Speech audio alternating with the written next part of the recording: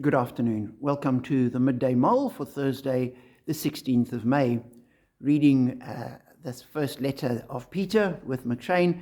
Today we read the third chapter where he talks about relationships. And in verse 8 he says, "Finally, all of you, be like-minded, be sympathetic, love one another, be compassionate and humble. Do not repay evil with evil or insult with insult. On the contrary, repay evil with blessing, because to this you are called, so that you may inherit a blessing." And as I read that, I thought, what a challenge. At first we think, that's sort of polite behavior. But the Bible never gives us instructions to do things which we would naturally do. We're given commands, we're given instructions because we don't naturally behave that way. There are very few people that would, in and of themselves, repay evil with a blessing. Our tendency is to repay evil with evil. You've done this to me, I will do the same to you and worse.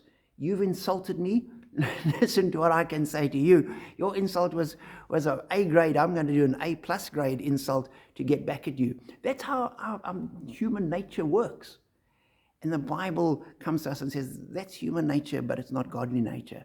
It's not what we are called to. That's what the fallen humanity is like. But we're not the fallen humanity. We're the children of God. And therefore, we're called to be different. And at times, it is easy to repay evil with blessing when it's not too bad. But there's many times where it really takes an effort on our part. And when somebody insults you, the natural thing is to insult back and to hold your tongue and to keep it in and to say, well, I pray for God's blessing on you. Doesn't come easy. And sometimes we can even do it in a way that is a jibe. Well, God bless you. In actual fact, that's not where our heart is. We say the words, but our heart is somewhere else. And what Peter's calling us to is to have that heart of humility, of compassion, of generosity, so that we become like-minded, that we do love other people, that we are humble, because that's what Jesus was like.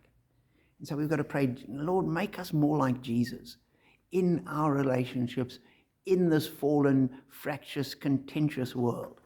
And particularly in these days, as there's all sorts of political debates and mudslinging and accusations and claims, Lord, give us humility, give us grace, and help us to repay evil with a blessing. And the reason we do that, ultimately, is because Peter says, to this you are called, so that you may inherit a blessing. We will get a blessing from God when we live in God's way and we walk in his way and we become like Jesus. So it's a challenge. We're told to do it not because it's easy, but because it is challenging. So I pray that all of us will rise to the challenge and let Christ shine through us. Be blessed.